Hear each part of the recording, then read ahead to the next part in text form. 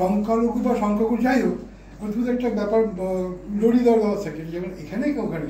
আপনার কোন মেকানিজমের মাধ্যমে এই ধরনের সমস্যাটাকে দূর করে রেখেছেন? আমাদের বাংলাদেশে তো রাষ্ট্রীয় মূল 4টা মূলনীতি: গণতন্ত্র, সমাজতন্ত্র, ধর্মনিরপেক্ষতা, জাতীয়তাবাদ।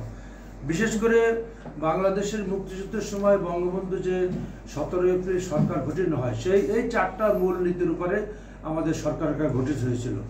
যদিও বিএনপির আমলে এটাকে ভিন্ন খাতে প্রভাবিত করার চেষ্টা করছে, বঙ্গবন্ধু কন্যা জননেত্রী শেখ হাসিনা আসার পর এই রাষ্ট্রীয় 4 মূলনীতি আবার সে পুনর্বহাল করছে। সুতরাং গণতন্ত্র, সমাজতন্ত্র মানে সেই রাশিয়ান বা এই চায়নার সমস্ত, এটা হলো সামাজিক ন্যায় বিচারের আমাদের বাংলাদেশের প্রেক্ষাপটের একটা যিনি বঙ্গবন্ধু চিন্তা করছে।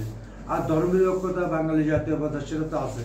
যেহেতু আওয়ামী লীগের মূল নীতি ধর্মনিরপেক্ষতা, সুতরাং এখানে এই ধর্মনিরপেক্ষতার মূলনীতির জন্য আওয়ামী লীগ শতভাগ বিশ্বাস হয়ে এই আদর্শ, আওয়ামী লীগের নেতা কর্মী, প্রত্যেকটা কর্মী এই নীতি আদর্শ বা শতভাগভাবে বিশ্বাস করে রাজনীতিটা করে এবং এই আদর্শটা কঠোরভাবে লালন করে।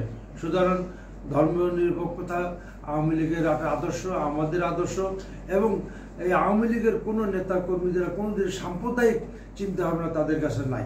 এবং এই জন্য আওয়ামী লীগের যতদিন ক্ষমতা থাকে বা আসে, অন্তত এখানে সমস্ত বাঙালি জাতিদের আমরা এক অভিন্ন এই চিন্তাধারার মাধ্যমে আমরা সবসময় দেশটা শাসন করার জন্য চলি। আমরা সংখ্যালঘু সংখ্যাগুরু এই কথাটাতেই আমরা বিশ্বাসী না। আমরা মনে করি বাঙালি, এখানে সবাই এক এবং অন্য, এখানে ধর্ম বর্ণ নির্বিশেষে আমরা সবাই বাঙালি।